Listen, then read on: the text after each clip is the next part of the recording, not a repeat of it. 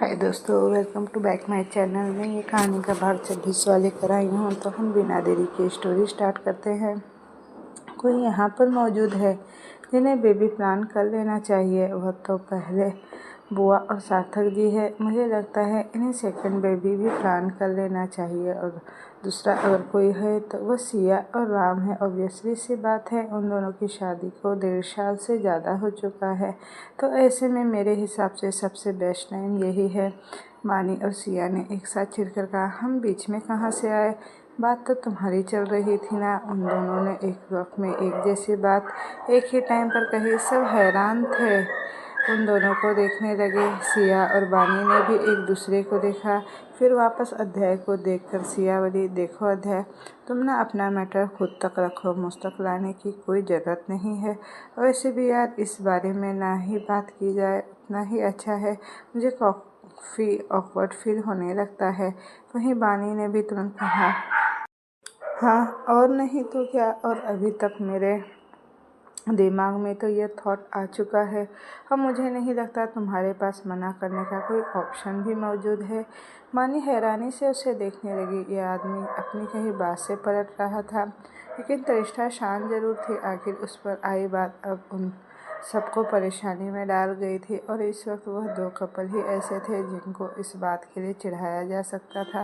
वैसे भी आहिरा और मिहिर की तो अभी अभी नई नई शादी हुई थी, तो उनसे ऐसा कुछ भी कहा नहीं जा सकता था। वह दोनों तो बड़े आराम से सुकून से बैठे थे, उन सब की टांग खिंचाई होने का मज़ा उठा रहे थे। अध्याय ने मिहिर को देखा और बोला, बस कुछ टाइम रुक जा बेटा, तुझे फिर यही सब फेस करना है, पता लग जाएगा थोड़े दिनों में। अभी मज़ा ले ले, बाद में यही सब सज़ा तुझे भी मिलनी है। मिहिर हैरानी से उसे देखने लगा। वह उसे क्या डरा रहा था, लेकिन मिहिर कुछ कह नहीं पाया। वो गर्व बड़े मज़े में था। उसने सबको देखा और बड़े आराम से कहा, देखा जाए तो मेरी लाइफ सबसे बेस्ट है। सिंगल लाइफ में कोई झमेला ही नहीं। इस वक्त अगर सबसे ज़्यादा खुश और आराम में कोई है तो वह सिर्फ मैं हूँ, यानी कि गर्व राणा। उसकी बात सुनकर सब लोग उसे देखने लगे कि तभी शैलवी जी की आवाज़ आई, लगता है तेरी भी शादी करवानी पड़ेगी। उनका ये कहना ही था कि गर्व हैरानी से मुंह खोले उन्हें देखने लगा। उनका मतलब क्या है? क्या उसने अपने बेटे की खुशी हजम नहीं हो रही? आखिर उन्हें उसकी शादी करवाकर क्या ही मिलने वाला था? गर्व ने मुंह बनाकर कहा, आपका मतलब क्या है माँ? क्या आपसे मेरी खुशी देखी नहीं जा रही? मुझे शादी वादी नहीं करनी। यह राम भैया को देखो, जो हर रोज़ भाभी से लड़कर यहाँ आकर बैठ जाते हैं, फिर इनका झगड़ा शॉर्ट करने के लिए भाई को जाना पड़ता है। मुझे ऐसे झमेले नहीं पालने, नहीं तो मैं सिंगल ही ठीक हूँ। राम ने उसे घूरकर देखा और बोला, बेटा तब तक तो तेरे लक्षण है कि तेरी शादी भी करवा ही देनी चाहिए, तभी मेरे कलेजे को ठंडक मिलेगी। उसकी बात सुनकर गर्व हैरान रह गया। वो मुँह फाड़े उसे देखने लगा, जैसे कहना चाहता हो, आखिर आप चाहते क्या हो भाई? मेरी खुशी किसी से हजम क्यों नहीं हो रही? वह सब ऐसे ही हंसी मजाक के बीच मस्ती करते हुए अपना टाइम पास कर रहे थे। वाकई आज काफ़ी दिनों बाद सब कुछ काफ़ी अच्छा था, वरना इन दिनों बीच में प्रकृति ने जो कुछ भी किया था उसके बाद घर का माहौल भी काफ़ी टेंस भरा हो गया था। और तनिष्का के बारे में तो सबसे ज़्यादा परेशान थी। सबको बस उसी की टेंशन रहती थी, क्योंकि सब जानते थे कि तनिष्का इतनी भी मैच्योर नहीं है। हाँ, वह सब कुछ समझती थी, शांत रहती थी, लेकिन फिर भी वह अभी इतनी बड़ी भी नहीं हुई थी कि इतना सब कुछ हैंडल कर पाए। डिनर के बाद सब लोग आराम करने अपने अपने कमरे में चले गए। मिहिर आहिरा यहीं रुकने वाले थे। अवंतिका जी के लिए गेस्ट रूम तैयार किया गया। अब पार्टी में सबने इतनी ज़्यादा मस्ती कर के बाद उनके बाद सबने इतना ओवर खाना खा लिया कि अब किसी में हिम्मत नहीं थी कि उठकर अपने कमरे में चला जाए। लेकिन फिर भी सब जैसे तैसे अपने अपने कमरों में जाकर सीधा सो गए। अगले दिन तनिष्का कॉलेज निकल गई। वो काफ़ी खुश थी। आखिर उसे यह जो लग रहा था कि स्वयं अब कभी भी उसके रास्ते में नहीं आएगा, लेकिन शायद ये उसकी गलती थी जो वो ऐसा सोच रही थी। प्रकृति ने पहले ही स्वयं के साथ मिलकर अपना दांव खेल दिया था।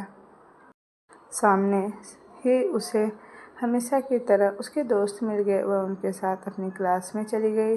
आराम से क्लास अटेंड करने के बाद वह सब आकर कैंटीन में बैठ गए। वेद ने उन तीनों को देखते हुए कहा, कुछ ऑर्डर करते हैं यार, आज भूख बड़ी लगी है। बिना नाश्ता किए आया था मैं। नेहा ने उसे देखा और चिढ़ाते बोली, क्यों किसी ने नाश्ता नहीं दिया तुम्हें? वेद ने मुंह बनाया और बोला, तुम तो ऐसे बोल रही हो जैसे मैं शादीशुदा आदमी हूँ। भाई मैं पीजी पर रहता हूँ, भला वहाँ पर किसे मेरी फिक्र होगी मैं नाश्ता करूँ या न करूँ? कोई नहीं पूछने वाला है। माँ होती तो बात दूसरी थी, और गर्लफ्रेंड मेरी तो है नहीं, सिंगल ही हूँ जो। आखिर नेहा ने मुंह बनाया और बोली, तेरा फिर से सिंगर पुराण शुरू हो गया। दिमाग मत खा यार, चुप रह तू। तब तक रिवांश ने भी आकर उन्हें ज्वाइन कर लिया था और वहीं स्वयं दूर से तनिष्का को देख रहा था। थोड़ी देर बाद उन सबका ऑर्डर आ गया और उन्होंने आराम से खाना ख़त्म किया। उसके बाद वो सब उठकर वापस क्लास की तरफ जाने लगे कि अचानक ही स्वयं ने तनिष्का के सामने आकर उसका रास्ता रोक लिया। तनिष्का चौंक गई। उसने उसे देखा तो हैरान रह गई। वह यहाँ पर क्या कर रहा था?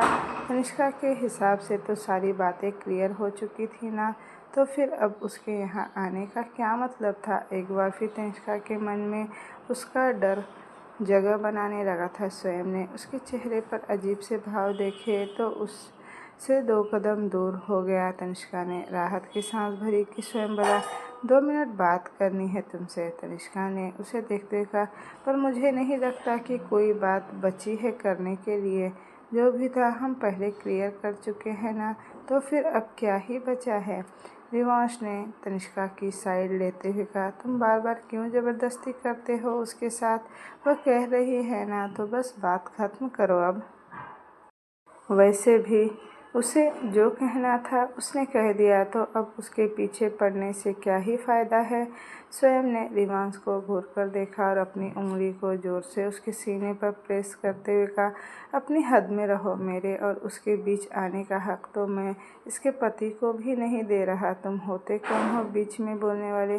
जाकर अपनी क्लास अटेंड करो। तनिष्का ने उसे देखा और उसका हाथ रिवांश के सीने पर से हटाते हुए, फालतू में सीन क्रिएट करना बंद करो। स्वयं क्या चाहते हो तुम? क्या बात करनी है तुम्हें? स्वयं ने जल्दी से कहा, तनिष्का तुम समझ नहीं रही हो, मैं सच में तुमसे प्यार करता हूँ यार। 4 साल साथ रहे हैं हम, और तुम 8 महीनों में इतना बदल गई, यहाँ तक कि तुमने शादी भी करी। लेकिन मुझे फ़र्क नहीं पड़ता है कि तुम शादीशुदा हो या नहीं हो, मुझे इसमें सच में कोई फ़र्क नहीं पड़ रहा है। इनफैक्ट अगर तुम्हारा इस टाइम पर कोई बच्चा भी होता तो भी मुझे कोई फ़र्क नहीं पड़ता। मैं प्यार करता हूँ तुमसे, तुम समझ क्यों नहीं रही हो? अध्याय तुमसे प्यार नहीं करता और ना कर सकता है, वह तो तुम्हारी बहन से प्यार करता है ना।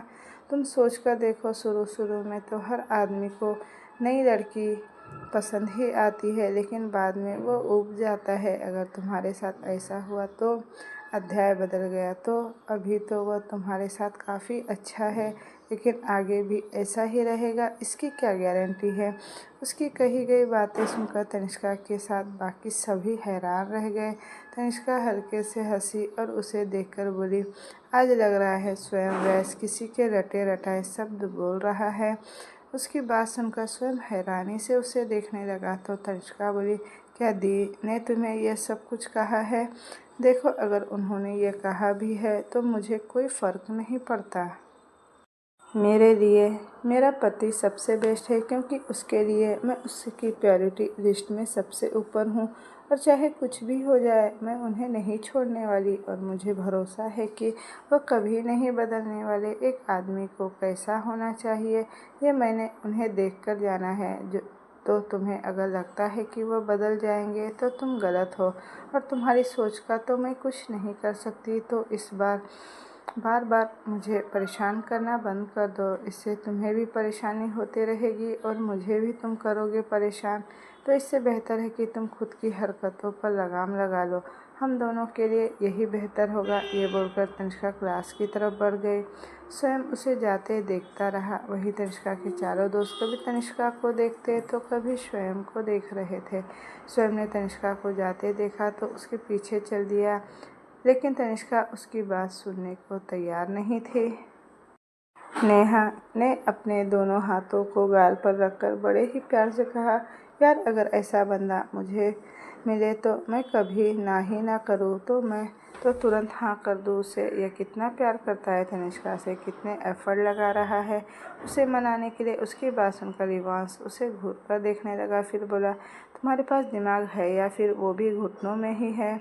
यह घुटने के नीचे चला गया है। नेहा ने उसे घूर कर देखा तो रिवांश बोला, वह कितना बड़ा रेड फ्लैग है, क्या ये तुम्हें दिखाई नहीं दे रहा? कैसे पागल बना तनिष्का के पीछे घूमता रहता है, ये जानते हुए कि वो शादीशुदा है, और तुम कह रही हो कि तुम उसे हाँ कर दोगी। लेकिन नेहा तो नेहा थी। रिवांश ने वैसा ही उसका 36 का आंकड़ा चलता था। उसने उसे घूरते हुए कहा, हाँ तो तुम्हें क्या दिक्कत है? कितना ही बड़ा रेड फ्लैग क्यों ना हो, प्यार तो करता है ना, और मुझे इससे कोई प्रॉब्लम नहीं है। लेकिन वह तो मुझे पूछ ही नहीं रहा। ये कहते हुए उसने रोने जैसी सूरत बना ली। ऋषिका ने उसे देखा और बोली, सपनों से बाहर आ जा नेहू, तनिष्का शादीशुदा है, वह उसे क्यों हाँ करेगी भला? यह सुनकर नेहा का मुंह बन गया। वहीं रेवांश अभी भी लगातार उसे घूर रहा था। उसने मन ही मन खुद से कहा, ये सारी लड़कियों को रेड फ्लैग बंदे ही क्यों पसंद आते हैं? भाई कोई हम जैसे ग्रीन फ्लैग बंदों पर भी नज़र डाले, लेकिन नहीं, सबको रेड फ्लैग ही चाहिए। शुरू शुरू में सब अच्छा होता है, लेकिन बाद में उनके रोने शुरू हो जाते हैं। मुझे क्या, ये जो चाहे वो करे। वैसे भी वो आदमी तनिष्का के पीछे पागल है, इसे क्यों ही भाव देगा भला वो। वह सब भी अपनी अपनी क्लास में चल पड़े। इधर अध्याय के ऑफिस में आज राम कुछ परेशान था। अध्याय ने उसके चेहरे पर परेशानी देखी तो वह सुबह ही भाप रही थी, लेकिन उसे लगा कि राम खुद आकर उसे सब बात बता देगा।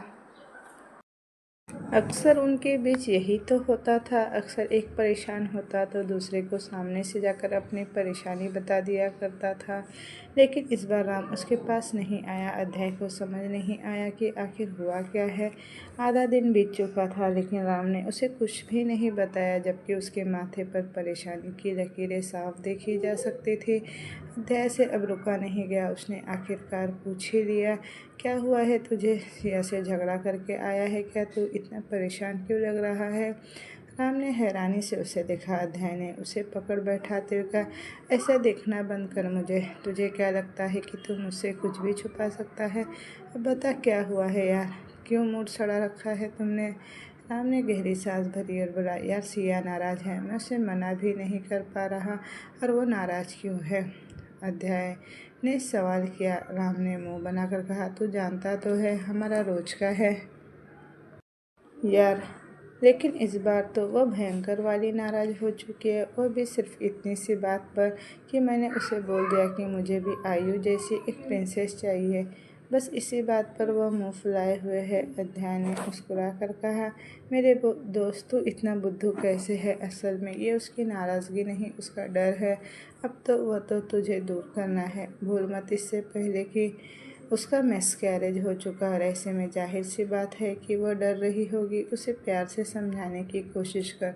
इस तरह परेशान होने से क्या ही होगा? उस मिसकैरेज से उसके दिल में जो डर बैठा है, उसे दूर भी तो तुझे करना होगा। उसकी बात सुनकर राम भी सोच में पड़ गया। वह सही कह रहा था। उस वक्त तो सिया की कंडीशन भी ऐसी नहीं थी कि वह खुद को संभाल पाए। ये याद आते ही राम के चेहरे के भाव ही बदल गए। उन्होंने अपना पहला बच्चा खोया था, और एक एक करके उसके जहन में पुरानी बातें ताज़ा होने लगी। वो मंजर जो राम की रूह तक को झंझोर कर रख दे, भला वो ये सब कैसे भूल सकता था? हाँ, वो बुरी यादें दिल के किसी कोने में दफन जरूर हो चुकी थी, जो अब बाहर निकलने लगी थी। फ्लैशबैक। कॉलेज के वक्त राम ने सिया को मनाने के लिए न जाने कितने ही पापड़ बेले थे, और आखिरकार उसने सिया को मना भी लिया था। ऐसा नहीं था कि सिया के दिल में राम के लिए कोई फीलिंग नहीं थी, वह बस अपनी फीलिंग से भागती थी। वैसे भी राम और सिया का रिश्ता हमेशा से वैसा ही था जैसा आज है। हमेशा दोनों में नोक झोंक लगी रहती थी, और अध्याय हमेशा से उसके झगड़े सुलझाया करता था। इसलिए वह खुद को उन दोनों का पर्सनल कबूतर कहता था, जो उन दोनों के संदेशों का आदान प्रदान करता रहता था। जल्द ही राम ने सिया को शादी के लिए प्रपोज किया। सिया ने भी तुरंत हाँ भी कर दी थी, और दोनों काफ़ी खुश भी थे। और फिर कॉलेज का ये आखिरी साल था, तो दोनों ने सोचा कि कॉलेज ख़त्म होने के तुरंत बाद जब राम और अध्याय का बिजनेस सेटल हो जाएगा तो उसके बाद आराम से शादी कर लेंगे। लेकिन कॉलेज की फेयरवेल पार्टी में दोनों ने काफ़ी ज़्यादा ड्रिंक कर ली थी और उस रात दोनों एक दूसरे के बेहद करीब हो गए थे और दोनों को ही कोई डाउट भी नहीं था। दोनों एक दूसरे से प्यार करते थे और अपनी जिम्मेदारियां को अच्छे से समझते थे। भले ही वह दोनों नशे के चलते एक हुए थे, लेकिन अगली सुबह जब होश संभाला तो दोनों को ही अपनी गलती और जिम्मेदारी दोनों का एहसास हो चला था। सिया कहीं ना कहीं डर रही थी कि राम अब पीछे हट जाएगा, लेकिन ऐसा बिल्कुल भी नहीं हुआ। राम उस दिन वेडिंग रिंग के साथ उसे प्रपोज किया था, इसलिए वो बहुत खुश थी। सब कुछ सही चल रहा था। कॉलेज खत्म होने के बाद अध्याय और राम ने पार्टनरशिप में बिजनेस स्टार्ट कर लिया और केशव जी के सपोर्ट की वजह से बिजनेस अच्छा खासा रन भी करने लगा। राम ने अपना मन बना लिया था कि सिया से शादी कर लेगा, लेकिन तभी सिया ने उसे एक गुड न्यूज़ दी कि वह प्रेग्नेंट है। राम तो हैरान था, लेकिन कहीं ना कहीं मन में खुशी भी थी। सिया जहाँ परेशान थी, वहीं राम बिल्कुल भी परेशान नहीं था। वह खुश था और अध्याय तो उन दोनों की खुशी में वैसे भी खुश था। दोनों ने शादी भी कर ली, लेकिन कहते हैं किस्मत में जो लिखा होता है वो होकर ही रहता। उस दिन सिया ऑफिस के लिए निकल रही थी। हालांकि वो अपनी प्रेगनेंसी को लेकर काफ़ी केयरफुल भी थी, लेकिन ड्राइवर ना होने की वजह से उस दिन वो खुद ही ड्राइव कर रही थी। यह बात उसने राम को भी नहीं बताई थी, लेकिन रास्ते में ही उसका एक भयानक एक्सीडेंट हो गया। उस दिन वो मौत और ज़िंदगी के बीच थी। जब राम को पता लगा तो राम टूट चुका था। अध्याय ने उसे जैसे तैसे संभाला। सिया को तो जैसे तैसे बचा लिया गया, लेकिन वह नन्ही सी जान जो उसके अंदर पड़ रही थी वह इस दुनिया में नहीं थी। राम को एक धक्का लगा, लेकिन उसे खुद को संभालता था, क्योंकि अगर वही टूट जाता तो सिया को कौन संभालता। उस इंसिडेंट के बाद सिया काफ़ी दिन तक बिल्कुल शांत हो चुकी थी। न उसने किसी से कुछ बात की और न ही एक शब्द कहा, और तब से उसके मन में उस डर ने जगह बना ली थी जो अब उस पर हावी हो रहा था।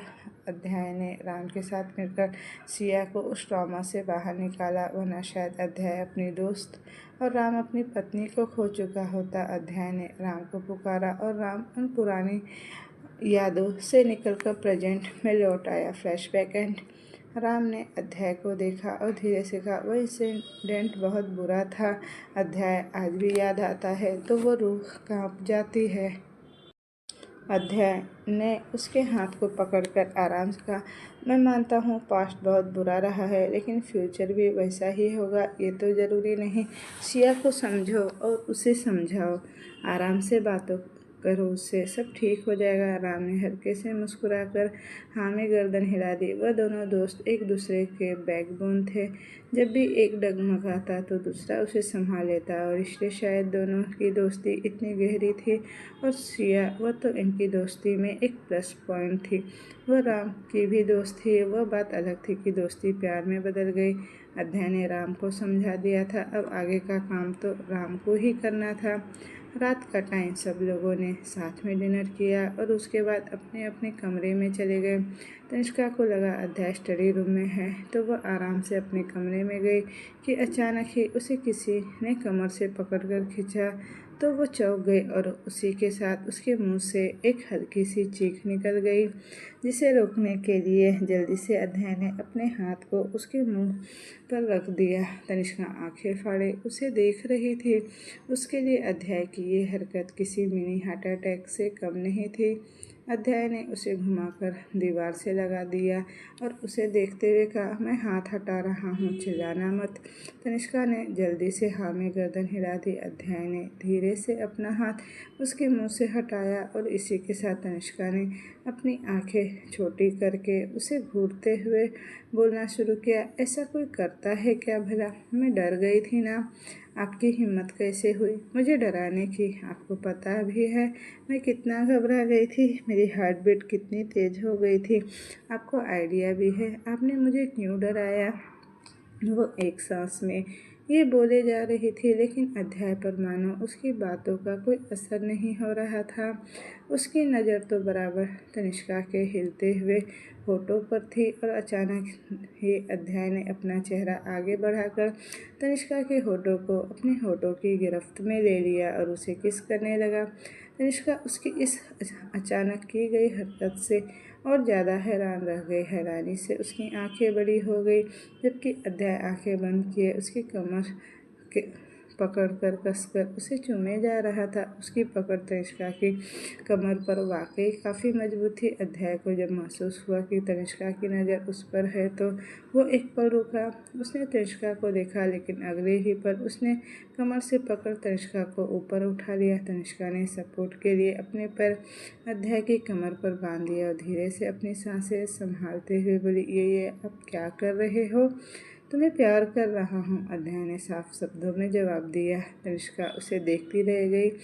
अध्याय ने उसे लाकर बेड पर छोड़ दिया और तुरंत ही रूम की लाइट ऑफ करके एक रेड कलर का नाइट बल्ब ऑन कर दिया।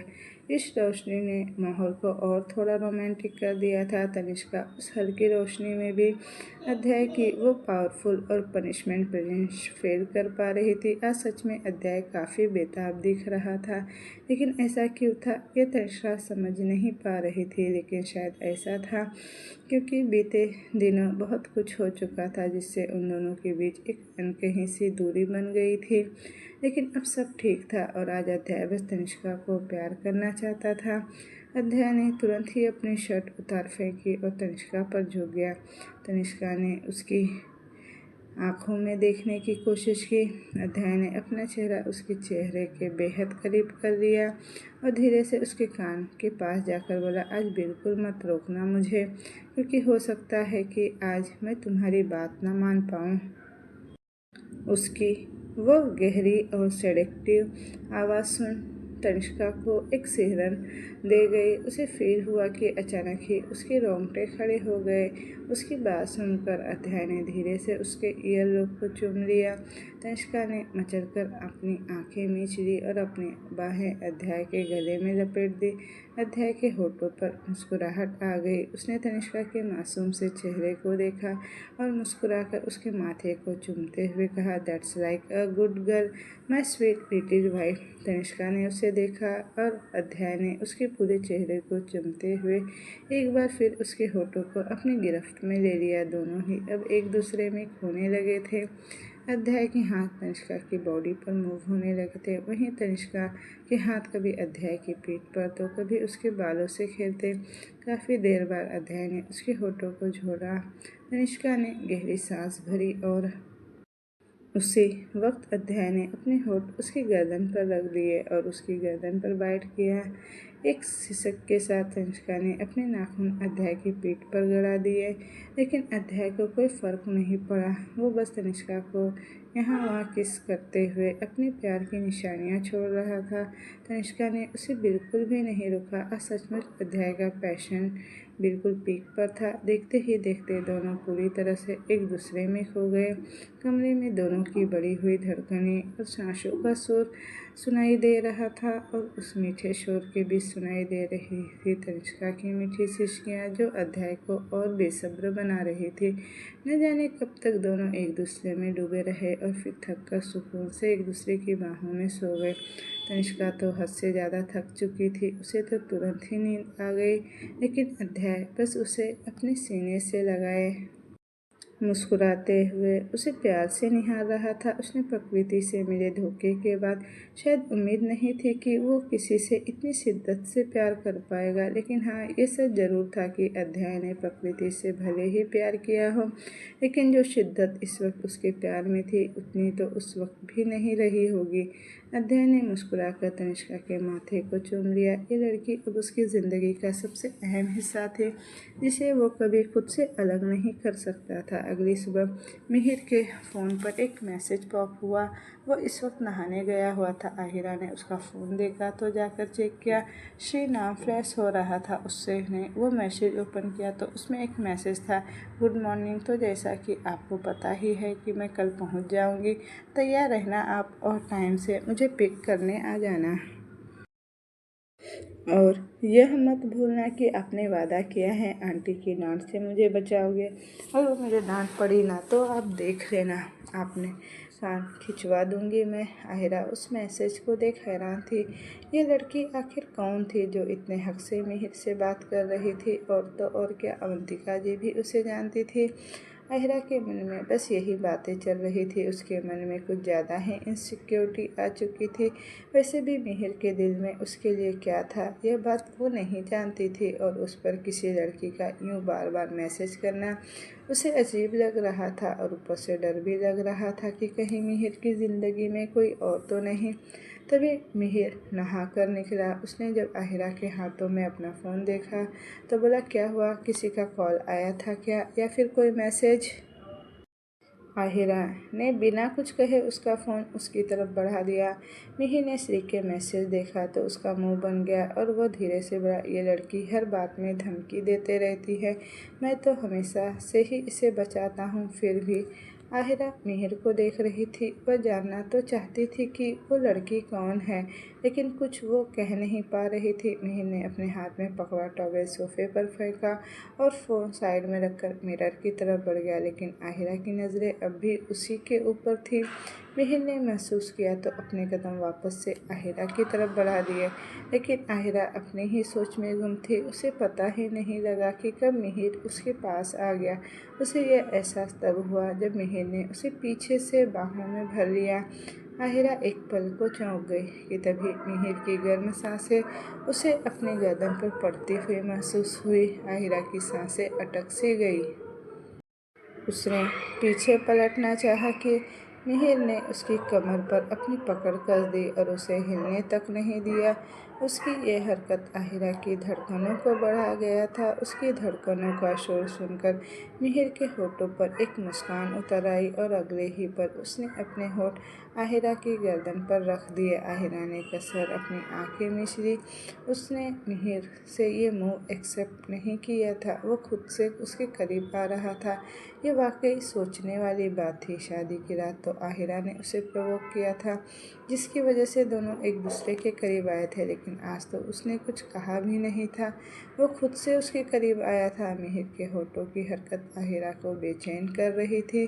मिहिर ने उसे अपनी तरफ घुमाया और उसके चेहरे को देखा। उसके चेहरे की रंगत बदलकर हल्की गुलाबी हो चुकी थी। यह देख मिहिर के होठों पर हल्की सी मुस्कान आ गई।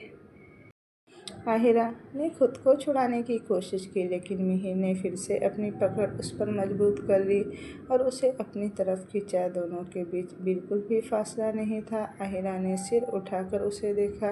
वह उसे ही देखे जा रहा था। अगले ही पल दोनों के होठों के बीच की वो थोड़ी सी दूरी भी मिट गई और दोनों एक दूसरे को किस करने में खोने लगे। इससे पहले बात कुछ आगे बढ़ती कि मिहिर फ़ोन बजा और मिहिर का ध्यान तुरंत फ़ोन पर चला गया। उसने आहिरा को छोड़ा और फ़ोन उठाकर बालकनी में चला गया।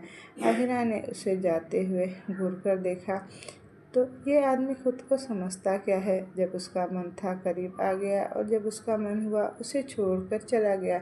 इतनी देर से तो वो खुद को छुड़वाने की कोशिश कर रही थी, तब तो बिल्कुल भी छोड़ने को तैयार नहीं था और अब वो उसे छोड़कर चला गया। आहिरा उस तरफ अभी भी घूर रही थी जिस तरफ मिहिर गया था। उसे सच में इस आदमी पर बेहद गुस्सा आ रहा था। वो ऐसा कैसे कर सकता था? जब वह उसे छूटने की कोशिश कर रही थी तो उसे छोड़ा नहीं और अचानक इसे छोड़कर भाग गया। आहिरा ने अपने पैर पटके और कमरे से बाहर निकल गई। उसने मन ही मन खुद से कहा, इसका बदला तो मैं तुमसे लेकर रहूँगी मिहिर शेहरावत। तुम बस देखते जाओ, अगर मैंने इसका बदला ना लिया तो मैं भी तुम्हारी बीवी नहीं। आहिरा उसे घूरकर नीचे चली गई। मिहिर जब कमरे में आया तो वह उसे दिखी नहीं। वह भी जल्दी से तैयार हुआ और नीचे चला आया और उसने बाद दोनों ऑफिस चले गए। इधर तनिष्का उठी और आज अध्याय भी अब तक सो ही रहा था और फिर घर वालों ने भी उन्हें उठाया नहीं। वैसे भी वह सब जानते थे अध्याय अपने काम को लेकर काफ़ी सीरियस है और पिछले बीते दिनों में जो कुछ हुआ जितनी परेशानियां उन दोनों ने झेली थी उसके बाद कोई भी उन्हें और ज़्यादा परेशान नहीं करना चाहता था। इसलिए वह दोनों इतनी देर तक सोते रहे। तनिष्का की आँख खुली तो खुद को अध्याय की बाहों में पाया। रात का मंजर याद आते ही उसने मुंह बना लिया। कल सच में अध्याय ने उसे हद से ज़्यादा परेशान किया था। वह उठने को हुई कि उसे अपनी कमर पर एक मजबूत पकड़ का एहसास हुआ। उसने नीचे की तरफ देखा तो अध्याय उसे पकड़कर सोया हुआ था। उसने अध्याय को देखा जिसकी आंखें बंद थी, लेकिन उसकी पकड़ देखकर कहीं से ऐसा नहीं लग रहा था कि वह सो रहा है। उसने अध्याय का हाथ हटाने की कोशिश की, लेकिन अध्याय की पकड़ और ज़्यादा तेज हो गई। तनिष्का ने अपनी आंखें छोटी करके उसे घूर कर देखा, लेकिन अध्याय की आंखें अभी भी बंद थी। तनिष्का ने अपने हाथ आगे बढ़ाकर उसके चेहरे को थामा और उसके दोनों गालों को खींचते हुए बोली, मैं क्या तुम्हें बुद्धू दिखाई देती हूँ? मुझे बताओ कि तुम जाग रहे हो, फिर मुझे क्यों परेशान कर रहे हो? छोड़ो अब तो जाओ और जाने दो। समय देखा है 9 बज रहे हैं। आपके ऑफिस में कोई बात नहीं, आज की छुट्टी ले लेंगे। यह बोल उसने तनिष्का को अपने ऊपर खींच लिया। वो पूरी तरह से उसके ऊपर लेटी हुई थी। अध्याय ने हल्के से आँख खोली तो उसे देखा और धीरे से बोला, मैं तो सोच रहा था कि अब जब छुट्टी कर ही रहे हैं तो ढंग से नींद ली जाए। तनिष्का ने हैरानी से उसे देखते हुए कहा, हम पहले से बहुत लेट है, नीचे सब लोग क्या सोच रहे होंगे।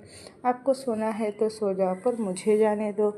यह बोल उसने खुद को उससे छुड़ाने की कोशिश की, लेकिन अध्याय ने उसे छोड़ने के मूड में तो वो बिल्कुल नहीं था। उसने उसे पलटकर अपने नीचे कर लिया। तनिष्का हैरानी से उसे देखने लगी, लेकिन अगले ही पल अध्याय ने उसे फिर से किस करना शुरू कर दिया और एक बार फिर दोनों अपने प्यार की दुनिया में खोने लगे।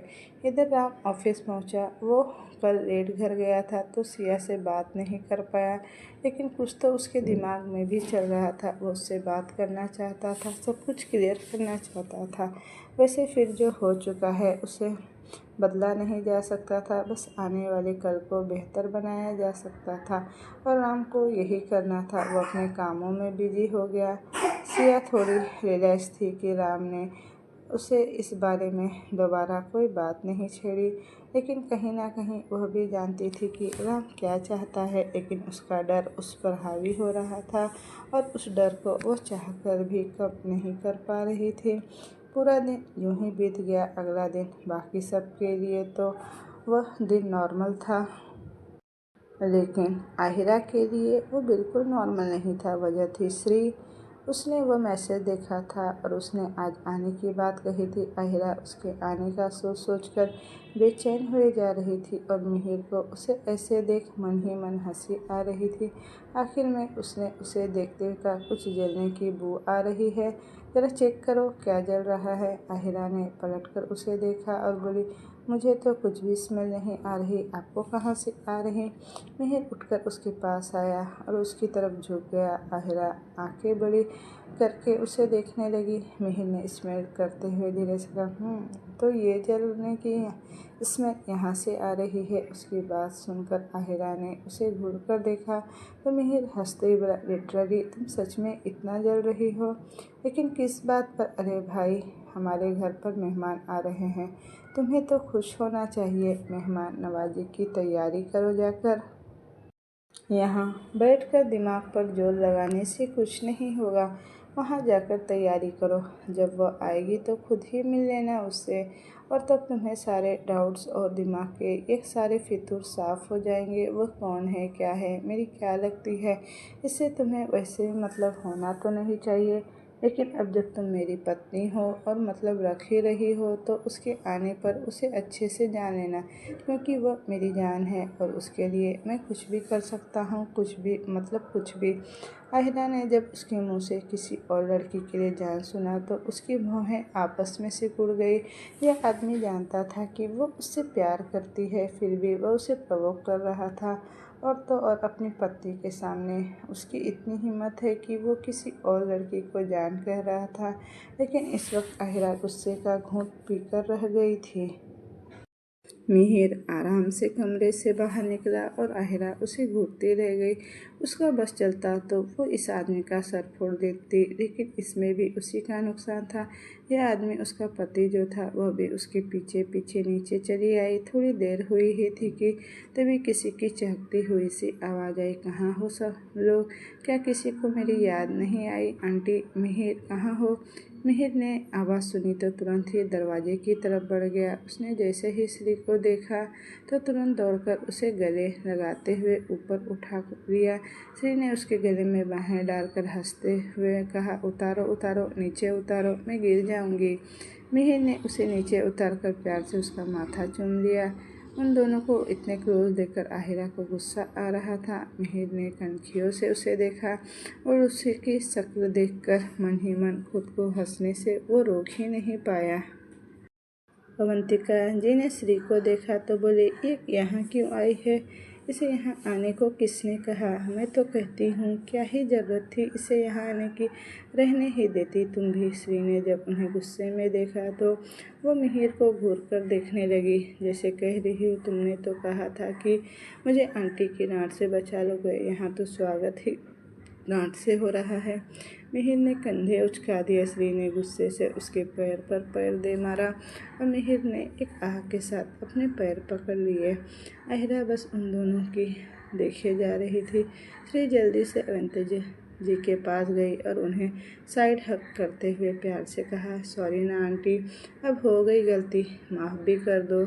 सॉरी ना, तुम क्यों आई हो अब? मैंने तुमसे कितनी बार कहा है कि आ जाओ आ जाओ, लेकिन मजाल है जो तुमने मेरी बात मानी। अवंतिका जी ने मुंह बनाकर कहा।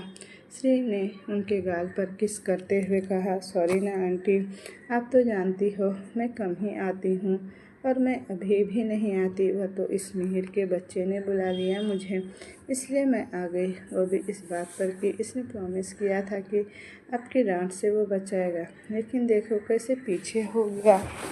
ये अपना कोई भी प्रॉमिस पूरी नहीं करता। श्री ने यह कहते हुए मुंह बना लिया। मिहिर ने उसे घूरकर देखते हुए कहा, अच्छा बेटा, भूल मत, ये जो तू यहाँ वहाँ भटकती रहती है ना, यह सब मेरी मेहरबानी है, वरना मजाल है कि घर से बाहर भी पैर रख दे तो मेरा जितना स्टैंड तेरा कोई नहीं लेता। फिर भी तो यह बोल रही है तू एहसान फरामोश निकली तू तो। उसकी बात सुनकर श्री ने मुँह बना लिया। तभी अगले ही पल उसकी नज़र आहिरा पर गई। उसने अवंतिका जी को छोड़ा और उसके पास चली गई। आहिरा हैरान थी कि ऐसे कैसे वो किसी अनजान के पास आ सकती है। उसे भी यही लग रहा था कि श्री उसे नहीं जानती होगी, लेकिन उसे नहीं पता था कि श्री क्या चीज़ है। श्री फौरन जाकर उसके गले से लग गई और चहक कर बोली, आह क्या बात है, कितनी प्यारी भाभी मिली है मेरे भाई को। उसके मुंह से भाभी सुनकर आहिरा की आंखें हैरानी से बड़ी हो गई। वह तो कुछ और ही समझ रही थी, लेकिन अचानक ये लड़की उसे भाभी कह रही थी। श्री उससे अलग हुआ और उसे देखकर बोली, आप मुझे नहीं जानती होगी, पर मैं आपको बहुत अच्छे से जानती हूँ। वैसे भी ये मिहिर का बच्चा काफ़ी कम बोलता है, लेकिन तुम्हारे बारे में इसने मुझे काफ़ी कुछ बताया है। आहिरा ने मिहिर को देखा जो उसे देखकर हल्के से मुस्कुरा रहा था। आहिरा कंफ्यूज थी, उसे समझ नहीं आ रहा था कि आखिर चल क्या रहा है उसके दिमाग में। श्री ने मिहिर को देखा, फिर बोली, वैसे कुछ भी बोल, भाभी को देखकर लग रहा है कि लंगूर के हाथ अंगूर लगने वाली कहावत बिल्कुल सही है। तुझे इतनी प्यारी लड़की मिल कहाँ से गई? लायक तो तुम किसी डरावनी चुड़ैल के था। मिहिर ने उसे गुस्से से दूर कर देखा और बोला, तेरे कहने का क्या मतलब है? तुझे पता भी है मुझ जैसा हॉट और डैशिंग बंदा जो किसी को भाव नहीं देता हो, उस पर कितनी लड़कियां मरती है, और तू मुझे ये बोल रही है। लेकिन श्री ने उसकी बात को पूरी तरह से इग्नोर कर दिया और वापस अवंतिका जी के पास चली गई। अवंतिका जी ने उसे देखकर कहा, तुम्हारे मम्मी पापा कैसे हैं? आएंगे? वहीं नहीं, वो विदेश में जाकर वहीं के होकर रह गए थे। श्री ने छोटा सा मुंह बनाकर कहा, आप तो जानती हैं ना आंटी, मम्मी पापा का मैं इसमें कुछ भी नहीं कर सकती। मैं यहाँ पर भी आ गई, ये काफ़ी नहीं है, आप बस मुझ पर फोकस करो। उसकी बात सुनकर अवंतिका जी मुस्कुरा दी।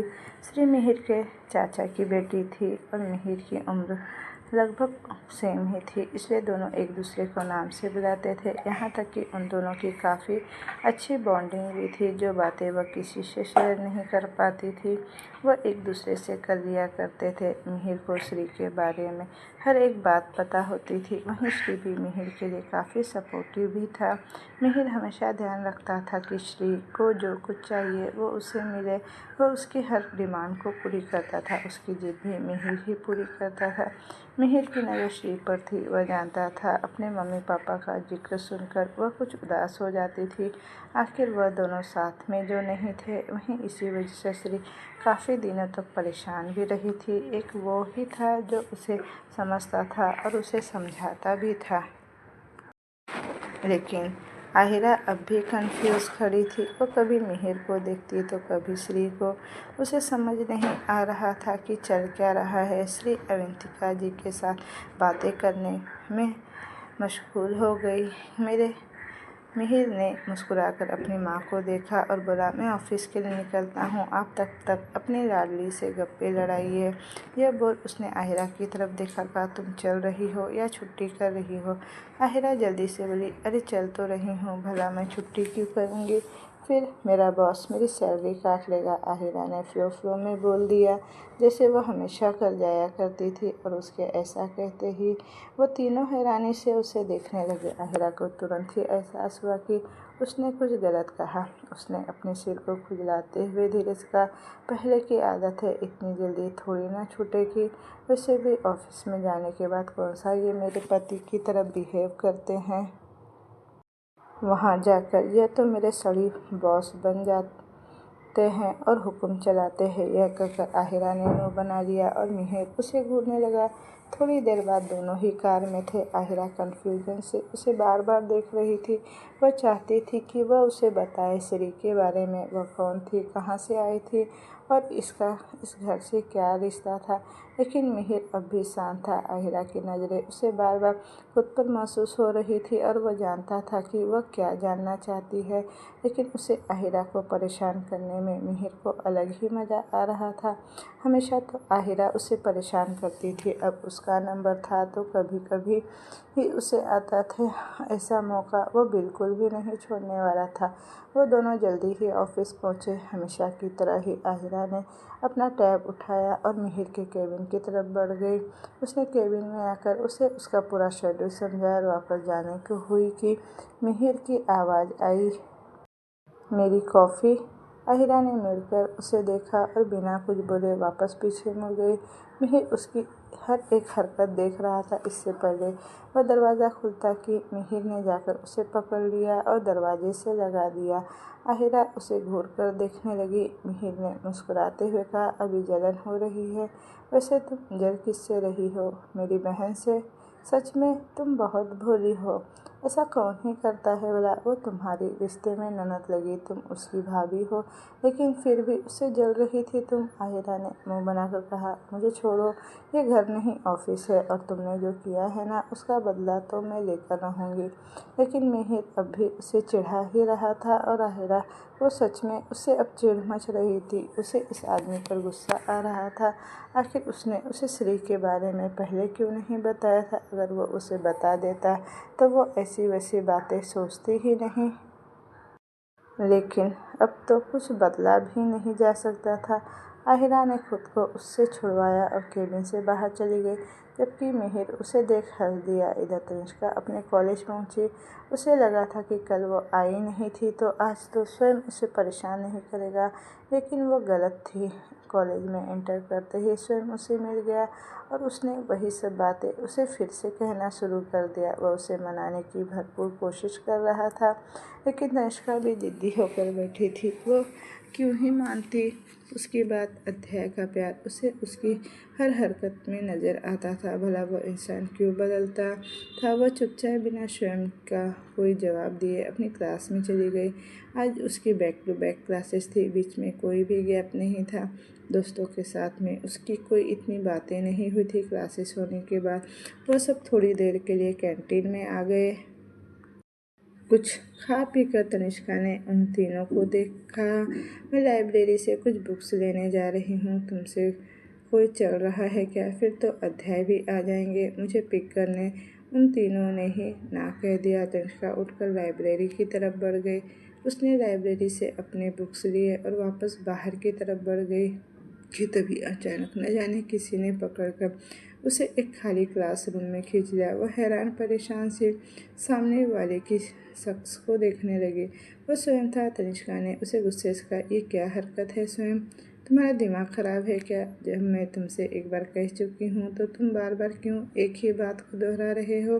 देखो स्वयं अपना और मेरा दोनों का टाइम बर्बाद कर रहे हो तुम।